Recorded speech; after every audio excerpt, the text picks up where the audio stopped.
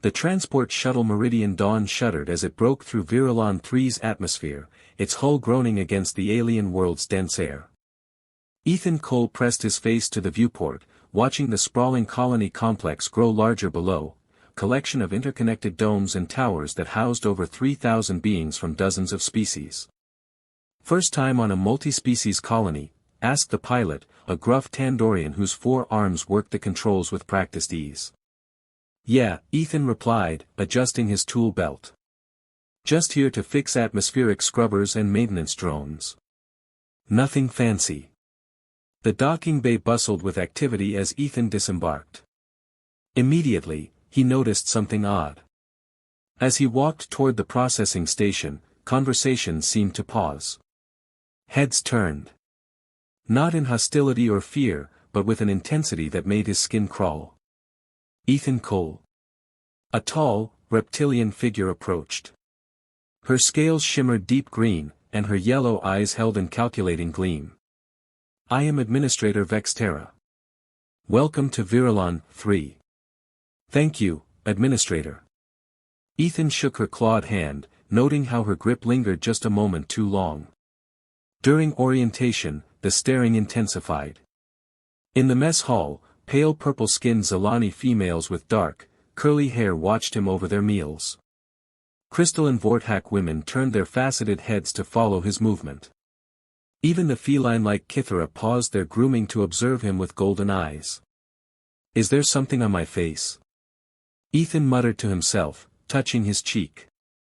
His quarters were modest but functional, a bed, desk, and small kitchenette. As he unpacked his sparse belongings, he caught glimpses of figures lingering in the corridor outside his door. When he looked directly, they scattered like startled birds. The next morning brought no relief. During his first shift calibrating atmospheric processors, Ethan found himself surrounded by an unusual number of helpful female colonists. They offered assistance with tasks he could easily handle alone, brought him refreshments he hadn't requested, and found excuses to brush against him while passing tools. "Welcome to the colony," said a pale purple-skinned Zilani woman, her dark curls framing intelligent amber eyes. She handed him a specialized wrench. "I'm Velasha. If you need anything, please find me." Ethan nodded politely, but his confusion deepened. In his 10 years as a technician, he'd never received such attention. Something was happening here, something beyond his understanding.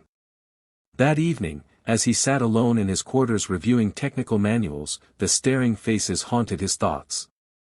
Tomorrow, he decided, he would focus on work and ignore the strange behavior. He had no idea his life was about to change forever. The station-wide comm system crackled to life during Ethan's 3rd day, interrupting his work on a malfunctioning air recycler. Administrator Vextera's voice echoed through every corridor and chamber of the colony. "Attention all residents. The annual genetic continuance lottery has officially begun. This year's eligible male participant is Ethan Cole of Earth. All genetically compatible females may now submit formal claims for consideration." Ethan's wrench clattered to the floor. Around him, the maintenance bay fell silent except for the hum of machinery. Every eye turned toward him, some hopeful, others calculating, all suddenly making perfect sense. "Genetic lottery," he whispered, his throat dry.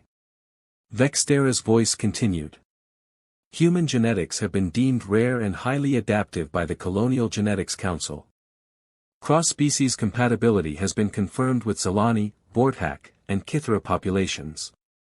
The selection process will conclude in 14 standard days."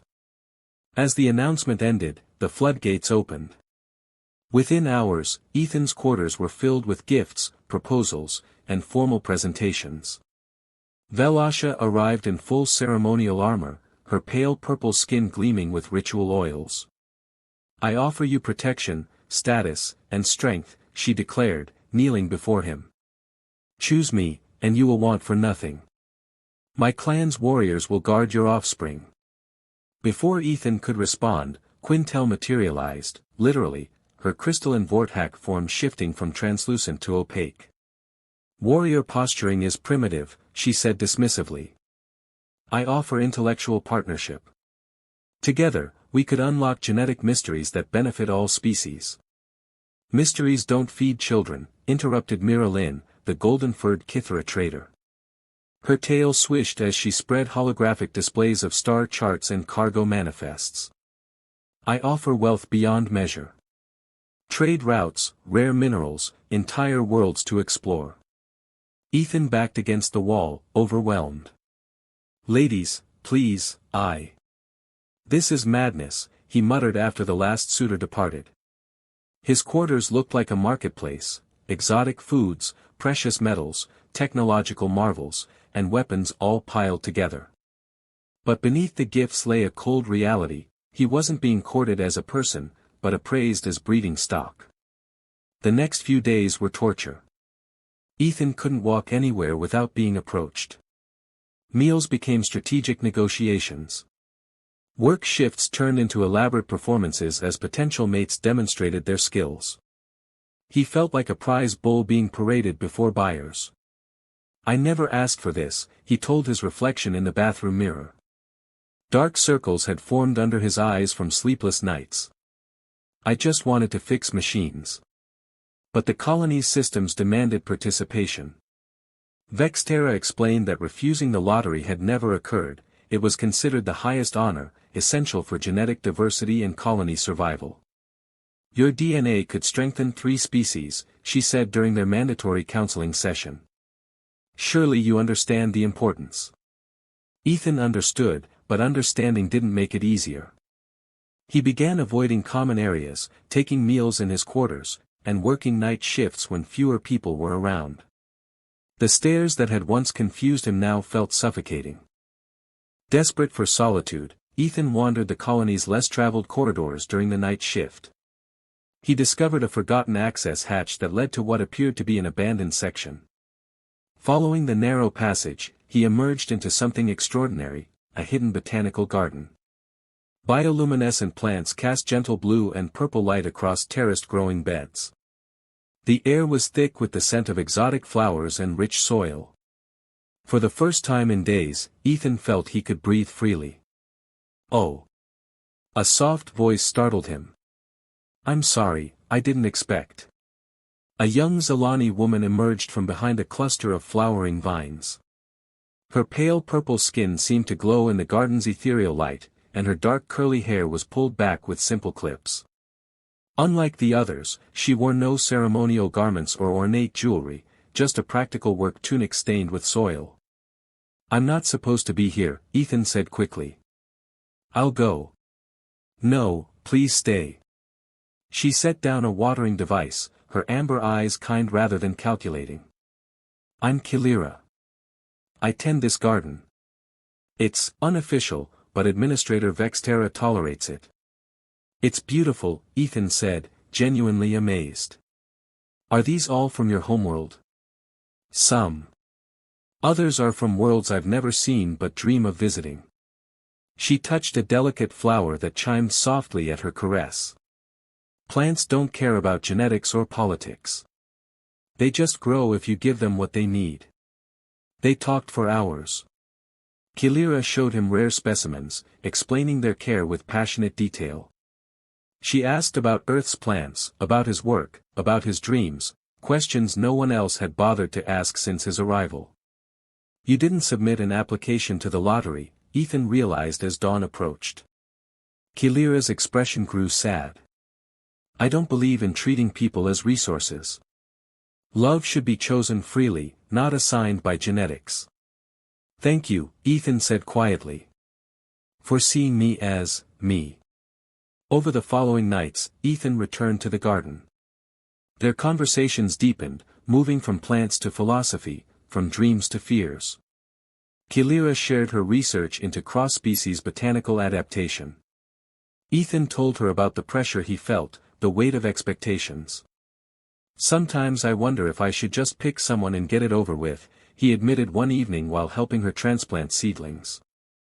That would be a tragedy, Kilira whispered. You deserve better than resignation. Their eyes met across the small pot of soil. Something electric passed between them, recognition, understanding, attraction. Ethan leaned forward, his heart racing. Kilira, I. She met him halfway, their lips touching gently among the glowing flowers. The kiss was soft, tentative, but filled with genuine emotion. When they broke apart, both were breathing heavily. I've wanted to do that since the first night, Ethan confessed. So have I, she admitted, her cheeks darker purple with embarrassment. They held each other in the garden's bioluminescent embrace, two souls finding connection in a world that wanted to reduce them to biological functions. For the first time since arriving at Virilon 3, Ethan felt truly seen. But outside the garden, the lottery countdown continued, and pressures were mounting. With only a week remaining until the lottery selection, the colony's atmosphere grew increasingly tense. Velasha had recruited her warrior clan to escort Ethan to meals, ensuring he received proper nutrition. Quintel had begun appearing in his quarters uninvited, her crystalline form materializing through the walls to discuss genetic optimization strategies. Virilon had somehow rerouted half his work assignments to her trading post. This is getting out of hand, Ethan told Kilira during their nightly garden meetings. I can't even shower without wondering if someone's watching. Kilira's expression was troubled. The colony council met yesterday. They're concerned about outside pressure affecting your choice. Outside pressure? My people, my clan elders. She looked away, shame coloring her voice. They've been asking why I didn't submit an application. They think I'm being foolish, that I should claim you for the good of our species. Ethan cupped her face gently. And what do you think? I think I'm falling in love with you, she whispered. But I'm terrified that choosing me means choosing nothing, no wealth, no status, no great alliance. Just, me. Just you is everything, Ethan said fiercely, pulling her close. Their kiss was deeper this time, filled with desperate longing. Kilira's hands fisted in his shirt as he traced the elegant line of her neck. When they broke apart, both were trembling. Come to my quarters tonight, she said suddenly. Please. I want to show you something. Kilira's living space was a reflection of her soul, walls lined with botanical sketches, small potted plants on every surface, and books about worlds she'd never seen. She prepared a simple meal of foods from both their cultures, her hands shaking slightly as she served him. I've never done this before, she admitted over dinner. Courted someone, I mean. Among my people, matches are usually arranged. You're perfect, Ethan assured her. This is perfect. After dinner, they sat on her modest couch, talking quietly as the colony's night cycle deepened around them. Gradually, conversation gave way to exploration, soft touches, gentle kisses, the whispered sharing of fears and dreams. I'm scared, Kilira admitted as Ethan traced patterns on her arm. What if the council forces the lottery result? What if they won't accept your choice? Then we'll leave, Ethan said firmly. There are other colonies, other worlds. We'll find somewhere that lets us choose our own future. You would do that? Give up everything here. Everything here is meaningless without you. Their lovemaking was tender and passionate, an affirmation of choice in a world trying to deny it. Afterward, they lay entwined in her bed, Kilira's dark curls spilled across Ethan's chest. The lottery announcement is in 3 days, she said quietly. I know. What will you do? Ethan was quiet for a long moment, his fingers combing through her hair. Something that's never been done before. I'm going to refuse to participate. Kilira lifted her head, amber eyes wide. Is that even possible? I don't know. But I won't be treated like breeding stock, and I won't let them reduce what we have to genetic compatibility. He kissed her forehead. I choose you, Kilira. Not because of DNA or politics or pressure, but because I love you. Tears gathered in her eyes. I love you too. Whatever happens, I love you too. Outside, the colony slept, unaware that their carefully ordered system was about to face its greatest challenge. The lottery announcement was scheduled for midday in the colony's main assembly hall. Representatives from every species gathered, their excitement palpable. Velasha stood with her warrior clan, ceremonial weapons gleaming. Quintel had arranged complex holographic displays showing genetic projections. Virilon wore her finest trading silks, confidence radiating from her golden fur. Ethan entered the hall with Kilira at his side, their hands clasped tightly. Murmurs rippled through the crowd, surprise, confusion, disapproval. This wasn't how the lottery worked. Administrator Vexterra approached the podium, her scaled features unreadable. Ethan Cole, you have been presented with 3 exceptional candidates. Each offers unique benefits to our colony and their respective species. Have you made your selection? Yes, Ethan said, his voice carrying clearly through the hall. I select none of them. The silence was deafening. Then chaos erupted. Impossible, shouted Velasha. The lottery cannot be refused. The genetic benefits, Quintel began. Are irrelevant, Ethan interrupted, stepping forward. I'm not a prize to be won or genetic material to be distributed. I'm a person with the right to choose my own future. He turned to face the assembled crowd. I choose Kilira. Not because she offers the most wealth or status or genetic advantages, but because she's the only one who saw me as more than my DNA. She's the only one who loved me for who I am, not what I could provide. Vexterra's yellow eyes narrowed. This is unprecedented. The Colony Council can adapt, Ethan said firmly. Or they can find another technician. But I won't be part of a system that treats people as commodities. The crowd erupted in arguments. Some species representatives demanded enforcement of the lottery. Others questioned the ethics of forced genetic matching. In the chaos, Kilira squeezed Ethan's hand. Are you sure? She whispered. Never more sure of anything.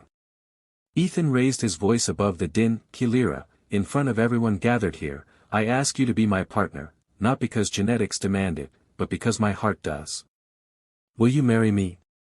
The hall fell silent again. Kilira's amber eyes filled with tears as she nodded. Yes, she said, her voice breaking with emotion. Yes, I will. They kissed in front of the stunned assembly, a declaration of love trumping politics and biology. 6 months later. The colony had adapted, slowly but surely. The lottery system remained but was modified to be voluntary, with emphasis on compatibility beyond genetics.